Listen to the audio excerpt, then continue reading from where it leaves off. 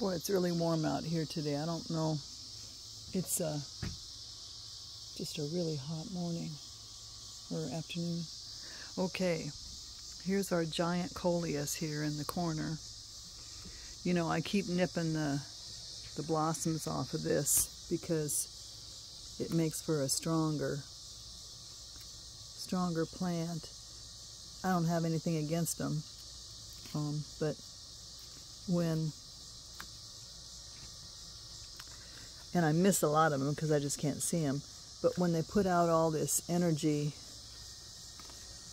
to bloom, then the plant, it loses energy, loses strength.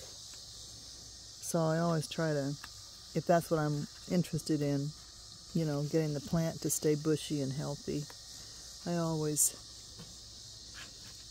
pluck the blossoms off,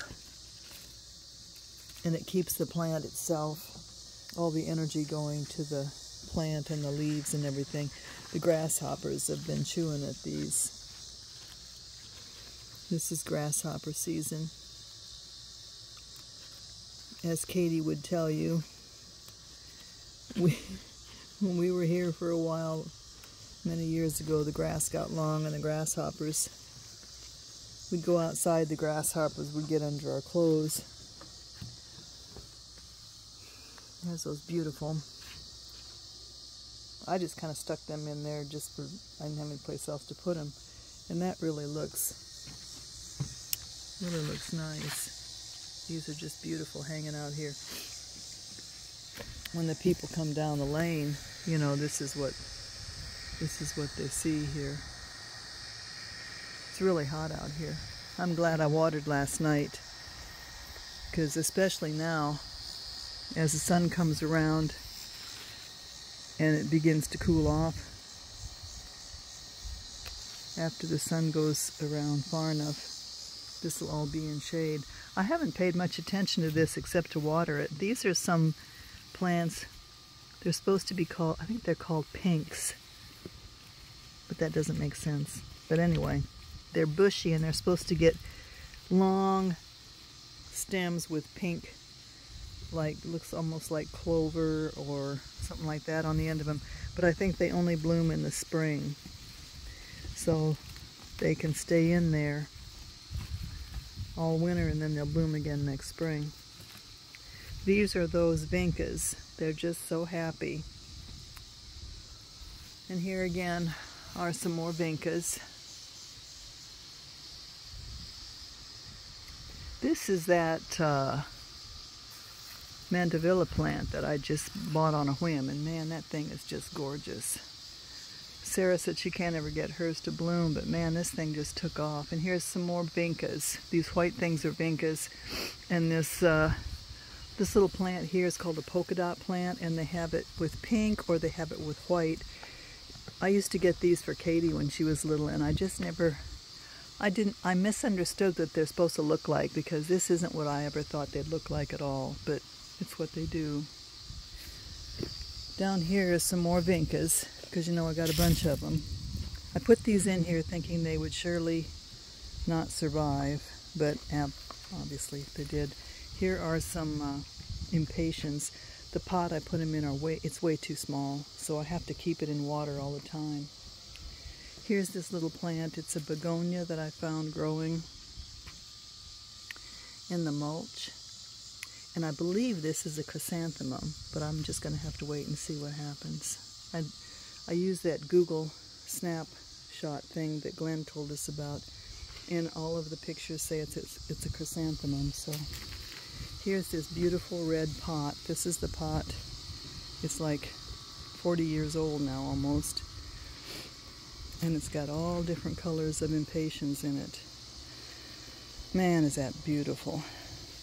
Here are some more impatiens. I have this potted in an old feed bucket that Katie had for her ponies. Look at these things. This is just crazy. This is the impatiens that are in that old trough. It's hard to get the right perspective on this. When I was out here watering last night is when it struck me how huge this is. It's just, I mean, for perspective here, I mean, here's my, it's like up to the bottom of my shorts.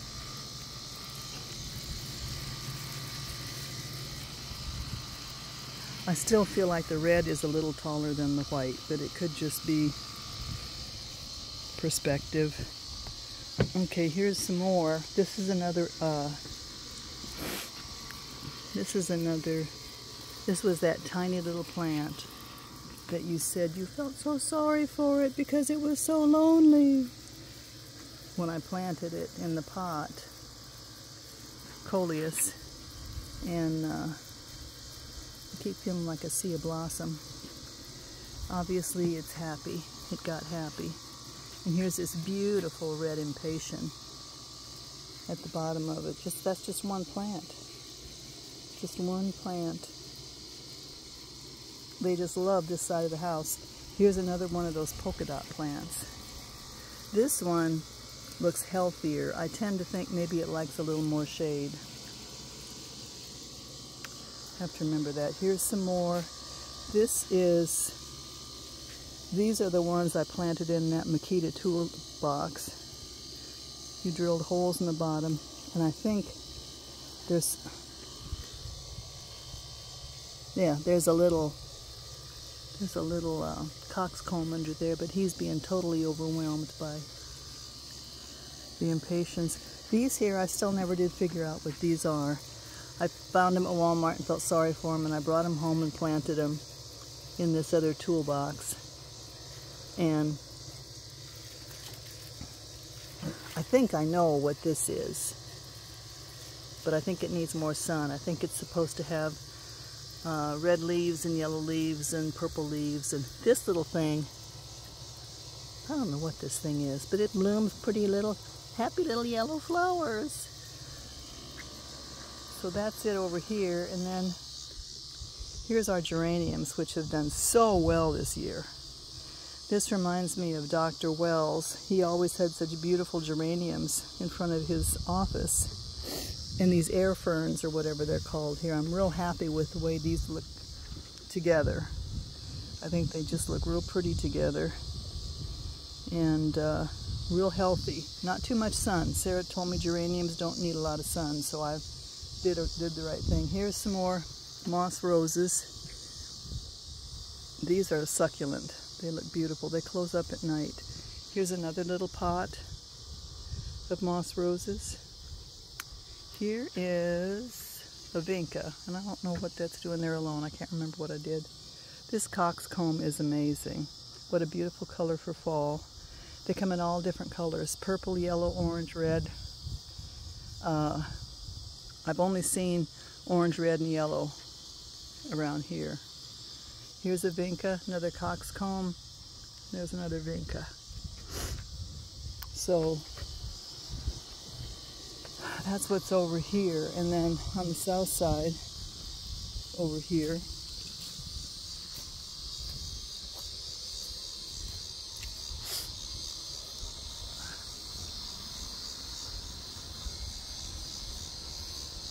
this is the second year for these things. These are also called pinks, but their real name is dianthus. And they have a carnation kind of scent to them, and they do look like carnations. I think they're called a biannual, which they come back for 1 year and then they, anyway, these are real sweet. They bloomed real heavily earlier this year, and I guess we'll see what they do next year.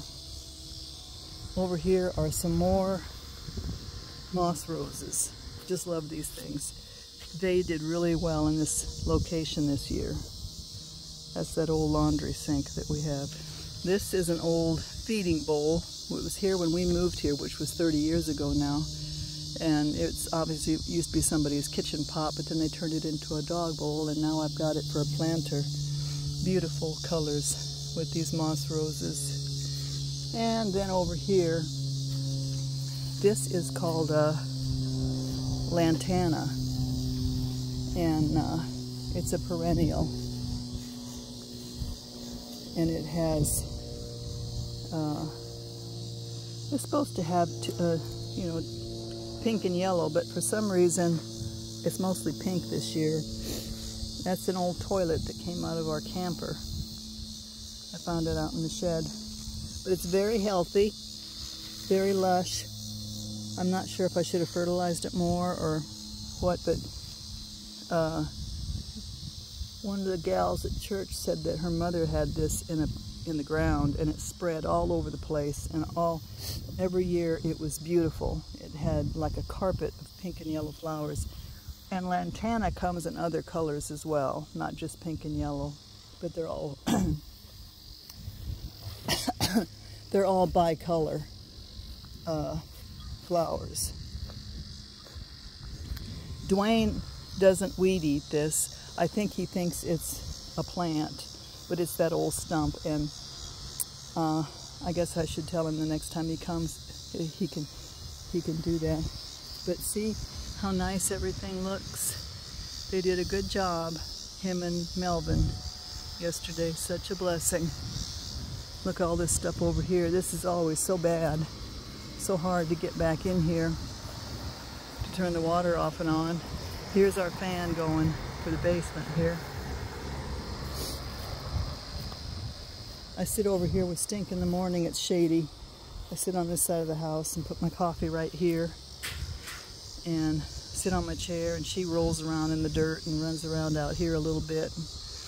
Then she crawls into the truck when she gets hot. When she gets hot. And here's our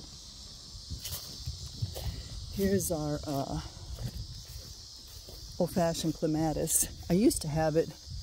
We used to have a shed down there. Used to be a barn where the garden's at, and then on the south side of it was a pole barn shed, and at the corner of it I had planted one of these. Mrs. Beckman gave it to me, and I had planted it there, and it was beautiful because in the summer the fragrance would come and blow it toward the house.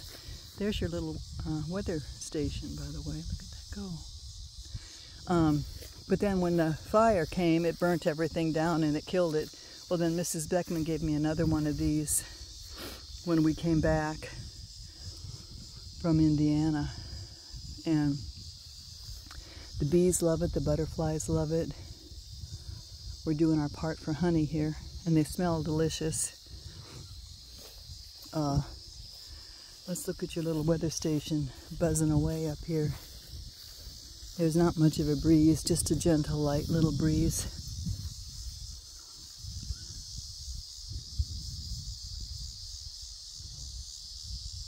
Look at that. Dwayne said it needed to be kept straight, so I think it is.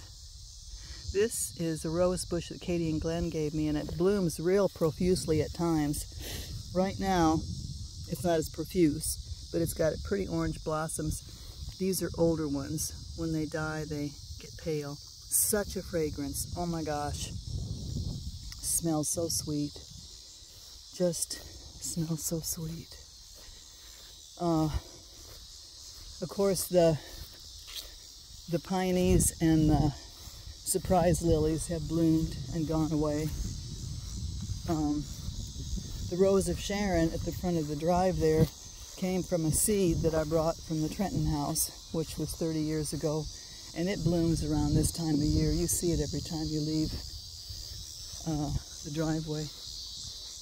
Here is a rose bush that Donna Thompson gave me. Oh my gosh, must be 10, 12 years ago now, maybe more. And she got it at the checkout at Walmart. And it was just one of those really little tiny ones you take home and it blooms and you think, oh well, you throw it in the trash. Well, I came out and planted it. And it's so healthy, I don't do anything to it. And it blooms every year. And the blossoms are so sweet. It has so many thorns though. But oh, it smells so sweet, and it's bushy. Now I think at some point in the year, probably the wrong point, I come out and I cut it way back. But I've never fertilized it or wrapped it or done anything special to it. So there's the piney bush right there.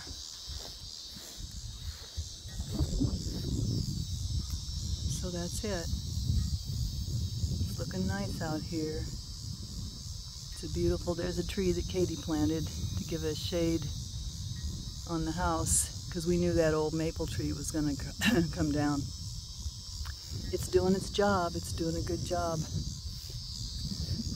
Anyway, that's our yard. Over and out. Ooh, over and out.